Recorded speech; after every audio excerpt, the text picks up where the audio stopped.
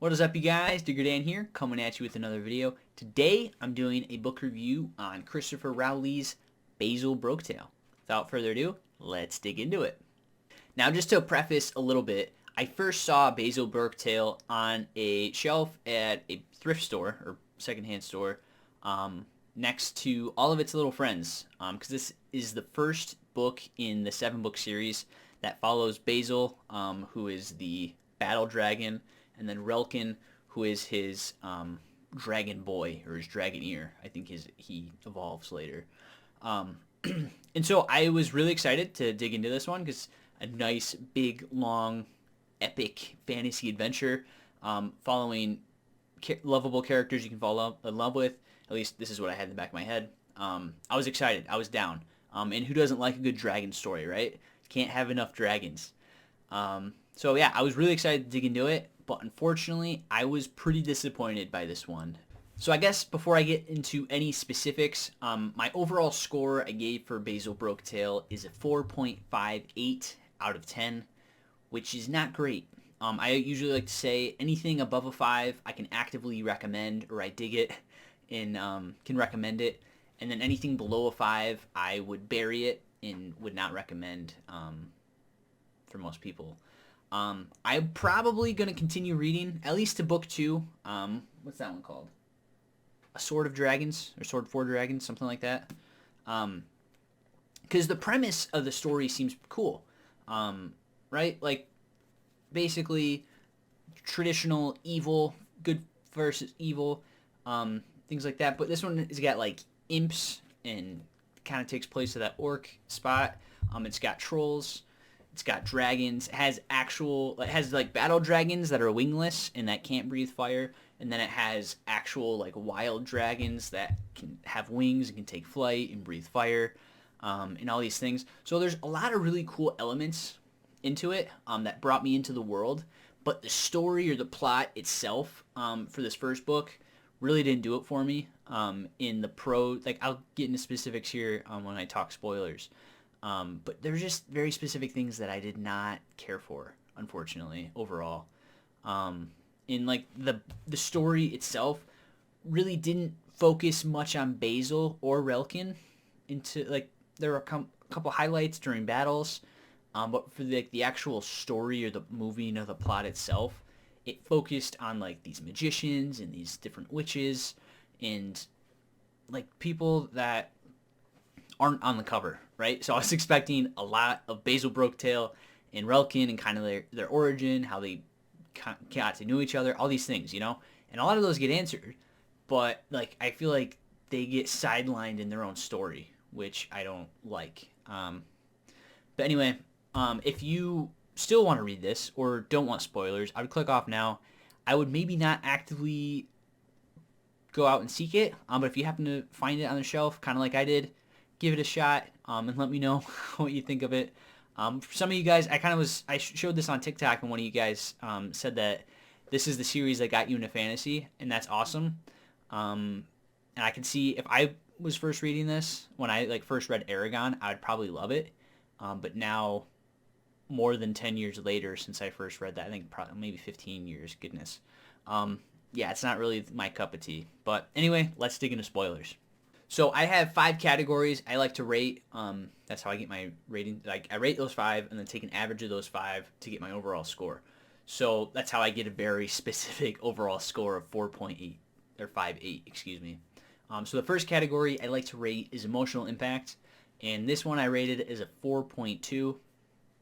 The reason, I mean, these are all going to be pretty low, obviously, but the reason emotional impact specifically is so low is just because by the end of the book, I kind of didn't care. I was bored a lot. The beginning, it was kind of a good hook, got me into it. We were exploring the world a little bit, but then as the story started to progress, there were like a bunch of little side quests that really led to nowhere that I didn't like. That was a waste of my time. And then when the plot did finally happen, like things got moved forward, anytime it seemed like the heroes succeeded, then it turns out, oh no, the evil magician actually did escape with the princess. and then they gotta face him again somewhere else. But now they had to do it with less men, with fighting men, because X amount died or got wounded or got sent to whatever, you know? So it's like, by the end, the fourth or fifth time they had to refight to track down the magician, I kind of lost interest. And there were some things that just, like, were too unlikely for me, for them to happen the way they did.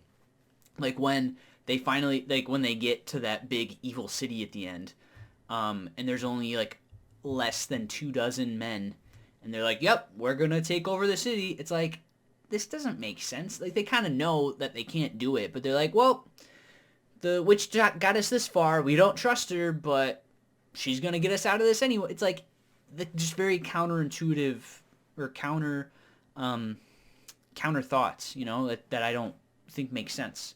I think it's counterintuitive, and it takes away from the story. It takes me out of it. Like, okay, if this captain doesn't even believe he's doing the right thing, then why is he doing it? If he has to fight for his potentially mutinous army against this witch, like, why doesn't he just do what his army wants to do, even though, because that's the same thing he wants to do, you know? So, I don't know. Like, there's just a lot of things that for me didn't make sense. And I think, I could be wrong, I probably am wrong, but my feeling is that the author, Christopher Rowley, was maybe, he kind of had an idea of where it started and ended, but maybe he kind of didn't know how to connect the dots between the two. And as he was starting to connect those dots, he wrote plot points or character points, and then he had to kind of go back and kind of renege on some of those. That's how I feel. I think that's maybe what happened on a couple of things, especially the captain, like him being like so honorable, and then all of a sudden it's like, you know, that pretty girl, I think I'm in love with her, and then it's like a whole nother side quest, and then it turns into a love triangle with him and Relkin. It should be Recklin. The L and the K should be switched. It's Reklin, right? Something like that. I don't know. Recklin. Should be Recklin. Relkin kind of sounds silly to me. But anyway, I was kind of bored. There was a couple times I fell asleep. There were a couple times. This is like the third or fourth book I've read recently where it's like I've really had to force myself to finish it, even though I wanted to like it. It's like this one, and there was Childhood's End, and then there was a Warrior's Path. It's like this is the third book in the last couple weeks where it's like just duds. Just like this video is probably going to be a dud. If you're watching right now, please comment down below saying that you're watching. I appreciate you. Anyway, emotional impact 4.2. Again, I don't know why I expected such big things when this is an author and a series I've never heard of. But I guess it's just very hopeful, you know? You always hope it to be good, right? I didn't have that high expectations, I guess. Like, I didn't expect it to be amazing, but I just expected it to be average or adequate. But this, I feel like, is a little below average, if that makes sense. Next is characters. I slightly like the characters overall. I rated this as a 5.3. And really, the two characters that carried it is Bazil Broketail and Relkin, whatever his name is. They kind of carried the whole thing. Everybody else, they're just side characters. Well, really, they're main characters, but they should have been side characters just for plot's sake. But because of the plot, they became in the foreground more often than these others. You know, so it's like the witch Lesius. She was interesting. She was probably the most interesting that wasn't Bazil or Relkin. And then, what's her name? Like the witch assistant that Bazil and Relkin were like friends with. Legend. There's not a D in there. I don't know. Whatever her name is. She's the assistant to the Grey Witch, who's Lesis. She was interesting, kind of, but not really. I didn't actually know how old she was. It seemed like at the beginning when she was introduced, she was maybe just a little older than Relkin, and then it's revealed Relkin's 15, so you can assume she's like 15 or 16. But then later, it's like, oh no, she's a woman. And then Relkin, you're too young for me. And it's like, okay, that's fair, but how old are you? You know? Because it's like when you're that young, I remember being that young and like being into girls and dating girls. And It's like, if it's only that much, like if it's only a year when you're 15, 16, it's not that huge, you know? I guess it would have been maybe more creepy if she was like 13 or 14, whatever, but she's older than he is, you know? So it's like age, especially back then, or in like fantasy, medieval things, it's like age is less of an issue, I feel. But anyway, that's just really nitpicking. But that's just kind of the love triangle in general. That trope, I hate that trope. I don't like it. This is another example of love triangles suck. Yeah, characters. The magician, the dark magician, like Thrimbold, whatever his name is, he's an ass, but he's honestly a good antagonist. Something I did not like that he does, though, is that the princess, he kind of uses and abuses her sexually and physically. That's not cool. That left a bad taste in my mouth, especially when it's revealed that he cast a spell on her to make her enjoy it. That was really creepy. Really did not like that. And it just made me even more frustrated, like as that was being revealed, that he keeps escaping. And it's not even really because he's all that smart, or it's he's not shown that he's all that smart. It's just he gets lucky. But then later it's said, oh, he's very intelligent. But it's like you've never actually shown that. So that's another thing that this book does poorly, I feel like, is it tells, it doesn't show. And things like events in points are much more impactful when it's when you show and don't tell type thing. So I get that's more of dialogue and prose. But yeah, that I don't like. Anyway, characters 5.3. Next is plot as a 4.5. I didn't like the plot overall either. I felt like it kind of just went in circles. Again, the party chasing the dark magician with the princess, trying to save the princess, but the dark magician's army keeps winning, or he keeps getting reinforcements. So it's like 3 or 4 times that they chase, catch up, get thwarted, chase, or catch up, get thwarted, and before the big bad city at the end of the book. And okay, that you could have cut out 100 pages. You could cut out like 1 or 2 of those chase scenes, and it would have been just like, it would have been quicker and easier and made more sense.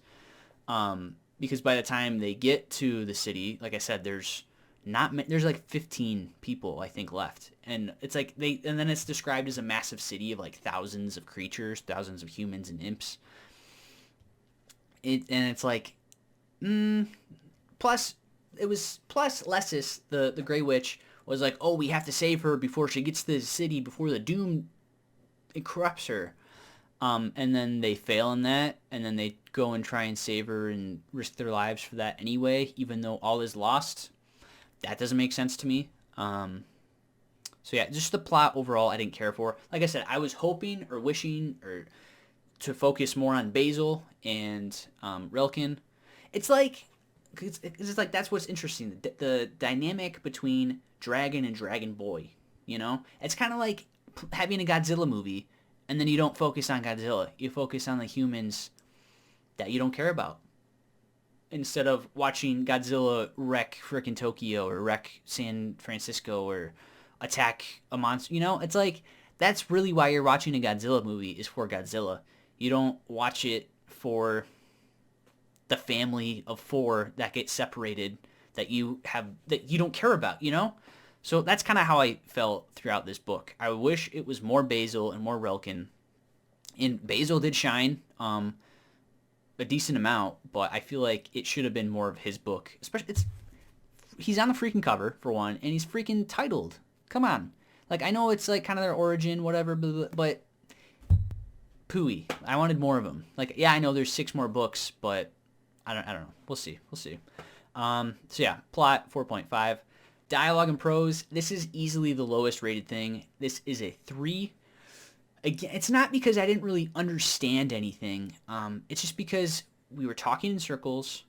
I got bored, and I just didn't care by the end. And there were some things that were blatantly just counteractive, like words. Like there was a scene when it was Relkin, the Grey Witch, Lessis, and then the Grey Witch's assistant, Lag and whatever her name is. It's the three of them in the tunnels below of that big bad city at the end.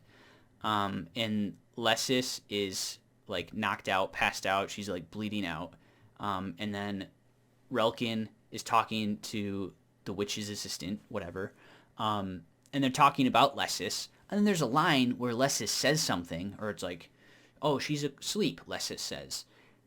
And it's like, what? And then the conversation continues, and they don't address that Lessis said anything. So it's like, I don't think she was meant to say anything, so I don't think she did. I think it was supposed to be the other girl that said something, but then it just raises more questions. It's like, what? So things like that happened.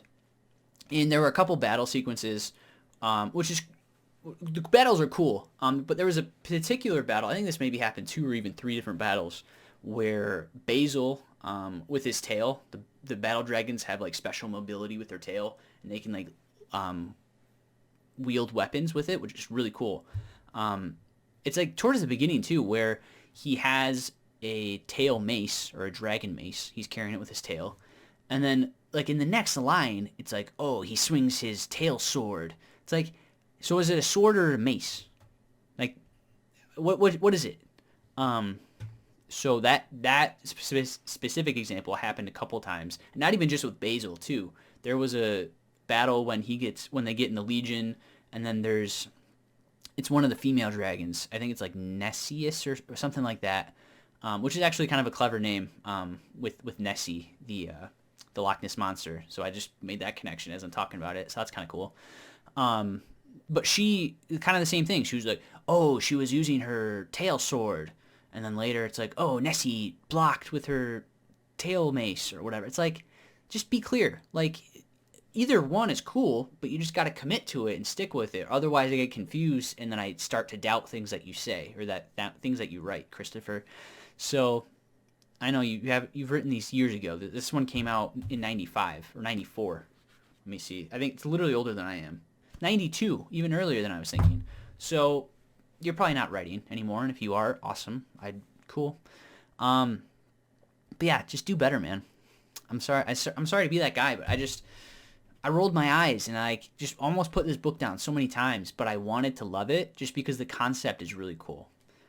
Speaking of concept, let's jump into world building. And then jumping into world building, which is easily the highest rated thing. I rated that as a 5.9. There's a lot of cool things in this. There's a map. Maps are always good. Although this map in particular isn't really all that hopeful. So you kind of get the whole country, but then really you're focused on the region or the kingdom of Argonath, which is kind of cool. And then this is Argonath region. So it's like a bunch of these little cities that you really don't do anything with, but whatever. It's cool. There's still a map, right? But then, like I said, there's dragons, always a plus. And then there's trolls, which the darkness like specifically breeds to counteract the dragons. And then there's the imps, which is actually horrifying but kind of cool the way they come about. So the darkness, they kidnap women or buy them as slaves from the cultures that have slaves. And then they literally impregnate the women with the dark seed. And then the women make imps that way. So, which actually plays a thing in the plot, but that's horrifying. And they can make an imp a month, which is, that's horrific for women. that's so bad. But world building wise, like, it makes sense actually. Like, of course, that the evil wants to create an army to wipe out the good, right? That's just classic good versus evil. And then they use their own women against them. That is wild. But it makes sense because they're evil, right? But just the treatment, because it does actually expose some of that towards the end. Like, some of the treatment they go through, it's like, it's horrific. But as far as world building goes, it actually builds it up decently. But something that really detracts from it, though, is the magic system, which is very loosey-goosey rules, but there's no rules. It's like both at once. It's stupid. At the beginning, it's really cool. It seems like very hard magic, where it's really only the witches that can use magic or the magicians, and they have to say words in a very specific order while they put their energies into it. like kind of in the entry of the like the way the book starts is that the city, it's like celebrating its new year, and that at the every first day of the year, the witches, they say this great big spell to basically protect the city from evil. Helps protect with the wall fortifications, help ward off evil just in general, and all these things, right? And then it explains they're reading from this book, this tome. Actually, they had to memorize these things, and it takes them all day to recant these phrases, and then they put their energy into it. So it's kind of cool. It's very specific stuff. But then later, Lesius, the Gray Sister, or the Gray Witch, whatever she's called, she can just basically snap her fingers, and then she's like casting spells, and she doesn't actually say words. It's like, so which is it?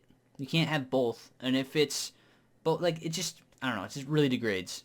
And like she can talk to animals and stuff, which is kind of cool. But again, is that magic, or is that just like her special ability she has?